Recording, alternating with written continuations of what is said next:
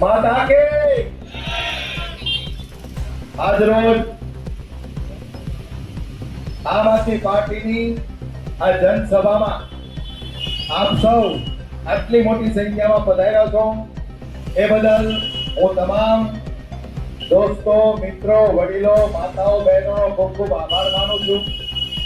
અને બીજી તરફ એક ચિંતા પણ છે કે આ જેટલા બેઠા છે એ તમામ લોકો આ ભારતીય જનતા પાર્ટીથી થાક્યા છે, તો જ અમને સાંભળવા માટે આવ્યા હોય. એટલે 2021 ની ચૂંટણીમાં લડ્યા જ્યારે એટલું બધું માણસો અમારી સભામાં થતું નહોતું. આજે તમે લોકો અહીંયા બેઠા છો એના ઉપરથી એક વાત નક્કી થાય છે કે ખરેખર લોકો થાક્યા છે. દોસ્તો, આમ આદમી પાર્ટી એક એવી પાર્ટી છે કે જેણે ભારતીય જનતા પાર્ટીના સારા નેતાઓને રોડ ઉપર ઉતારી દીધા છે, નાની નાની ગલીઓમાં ચક્કર કાઢતા કરી દીધા છે. એવી સોસાયટીઓમાં ભારતીય જનતા પાર્ટીના નેતાઓ મત માંગવા માટે જાય છે કે જે 5 વર્ષ જીત્યા પછી એક વખત પણ નથી ગયા. એને લગભગ તો ખબર નહીં હોય કે આ વિસ્તારની આ સોસાયટી મારા એરિયામાં આવે છે, મારા વોર્ડમાં આવે છે.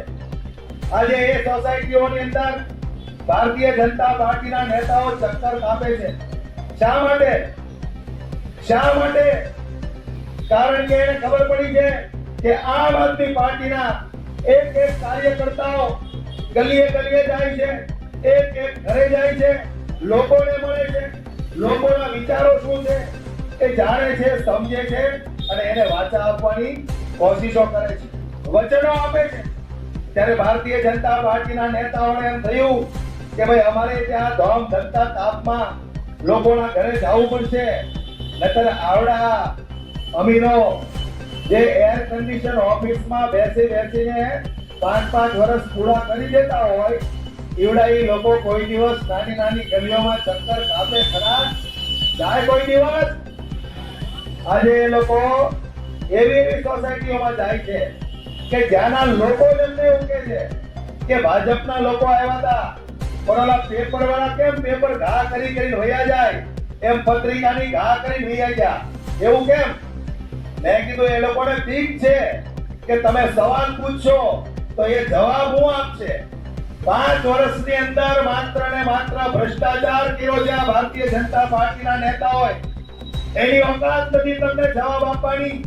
એટલે અખબાર વાળા જેમ અખબારનો ઘા કરી રહ્યા જાય એવી રીતે લોકોના ઘરે પત્રિકાઓનો ઘા કરી રહ્યા જાય છે. લોકોની સમસ્યાઓ શું છે, તકલીફો શું છે એ બધું જ જાણે છે, પણ એ લોકો જવાબ દેવા માટે ઉભા રહેતા નથી.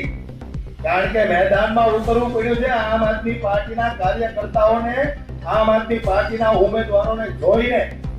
નહીંતર તમે માનો છો આ લોકો મેદાનમાં ઉતરે આ ધોમ ધકતા તાપમાં પ્રચાર કરવા માટે નીકળે? દોસ્તો, ભારતીય જનતા પાર્ટીના નેતાઓને એવું અભિમાન છે કે અમે લોકો પાસે મત માંગવા જઈએ કે ન જઈએ, અમને આ લોકો દર વખતે કમળના બટન દબાવી જીતાવી દે છે. એટલા માટે અમારે શા માટે લોકોના ઘર સુધી જવું? લોકોની જે કઈ તકલીફ છે એ અમારે શું કામ સાંભળવી? પણ આ વખતે એવું નહીં ચાલે. આ વખતે ભારતીય જનતા પાર્ટીના પૂર્વ મેયર હોય, કોર્પોરેટર હોય કે ગૃહમંત્રી હોય, એકને ધોમ ધકતા તાપમાં દોડાવવાની જવાબદારી દોસ્તો તમારી છે કે નહીં?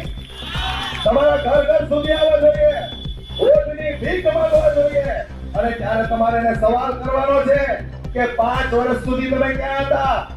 5 વર્ષ સુધી તમે અમારી સોસાયટીમાં દેખાણા નથી. આજે અમારા ઘર સુધી પહોંચી ગયા છો, કાંઈ વાંધો નહીં, જાઓ તમને મત આપી દઈશું ને ત્યાંથી વહેતા કરી દેવાનું. આજે સુરતની અંદર 3 દિવસ પહેલા વોર્ડ નંબર 7 ની અંદર ભારતીય જનતા પાર્ટીના એક ઉમેદવાર સોસાયટીની અંદર જાય છે, મતની ભીખ માંગે છે. ત્યારે મને એવું જાણવા મળ્યું કે આપણા પ્રજાપતિ સમાજના કોઈ ભાઈએ ઉધડો લીધો, એને મોઢા ઉપર ચોપડી દીધું કે તમે કેટલો તોડ કર્યો છે, કેટલું કરપ્શન કર્યું છે. મારી પાસે તમામ સબૂતો છે. વિચાર કરો દોસ્તો, આ લોકોને નાક શરમ નથી, આ લોકો નકતા છે. તોય લોકોની સોસાયટીએ જાય છે અને ત્યાં પણ વિરોધ થાય છે. વરાછાની અંદર પણ વિરોધ થાય છે. ડભોલી, રાંદેર, ઉધના કોઈ પણ સોસાયટીઓની અંદર ભારતીય જનતા પાર્ટીનો વિરોધ થાય છે ત્યારે હું 3 દિવસથી રાહ જોઈને બેઠો છું કે 6 નંબરની વોર્ડની જનતા ક્યારે ભાજપ વાળાનો વિરોધ કરશે, ક્યારે એને સવાલ પૂછશે. હું એ રાહ જોઈને બેઠો છું કે 6 નંબર વોર્ડની જનતા હજી જાગૃત થઈ છે કે નથી થઈ, થયા છો કે નહીં? તો સોસાયટીમાં આવે એટલે સવાલ પૂછજો. ધર્મના નામની રાજનીતિ કરે તો તમારા ઘરના રોટલે ધ્યાન જો ને કહી દેજો વખતથી કે હનુમાન ચાલીસા આખી બોલી જા, કમળનો બટન દબાવી દે. નહીં બોલીએ કે ધર્મના નકલી ઠેકેદારો બની બેઠા છે એ નહીં બોલીએ કે. પણ આપણી જે સમસ્યાઓ છે, તકલીફો છે દોસ્તો, એ બધી તકલીફો જોઈને અમને ખૂબ પીડા થાય છે. કેવી રીતે અહીંના લોકો જીવન જીવે છે, આટલા ટ્રાફિક, આટલી બેરોજગારી, રોજે રોજ ધંધે જવું પડે. એક દિવસ પણ જો તમે ધંધે ન જાઓ તો 500, 1000 કે 1500 રૂપિયાનો ખાડો પડી જાય. ત્યારે આ ભારતીય જનતા પાર્ટીના નેતાઓ 2021ની ચૂંટણીમાં અહીંયાથી જેટલા કોર્પોરેટર ભેગા હતા ને દોસ્તો, એમાંથી 2.5 વર્ષ એક મેયર બને, પછી બીજા 2.5 વર્ષ જાય એટલે બીજા મેયર બને. તો આજે મને એક એવો ફોન આવ્યો કે મેયરની મને 2-3 વાતો કીધી છે, હું તમારી સામે રજૂ કરું. અહીંયા કદાચ ભાજપના મિત્રો પણ ઉભા હોય તો તમે પણ સાંભળજો અને તમારા મેયરને સવાલ કરજો કે અમે તમને વોટ આપ્યા હતા, તમે આવું કીધું. જ્યારે 2021ની ચૂંટણીમાં અહીંના પૂર્વ મેયર, કોર્પોરેટર બન્યા ત્યારે લગભગ મને એવું યાદ છે કે લગભગ 1.5-2 લાખ રૂપિયા વાળી 4 વ્હીલર અહીંયા આવતા હતા. અમુક વિસ્તારોમાં જતા હતા, ઓફિસો પર જતા હતા. આજે તમે જુઓ 2.5 વર્ષ એને કોર્પોરેટરમાં કાઢ્યા, ત્યાર પછી એને મેયર બનાવવામાં આવ્યા.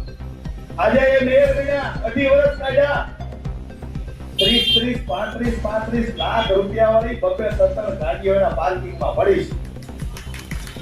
જોઈ આવજો, ન જોયું હોય તો.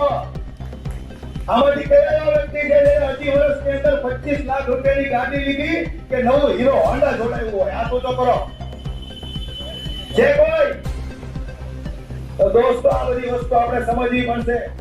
2.5 વર્ષમાં આ લોકોએ 30-40 લાખ વાળી ગાડીઓ 2-3 પાર્કિંગમાં ખરીદી દીધી હોય અને આપણે રોજ સવારે ઉઠી કામ ધંધે જવું પડે. એક હીરો હોન્ડા લેવો હોય તો પણ આપણે 10 વર્ષ સુધી બદલી નથી શકતા.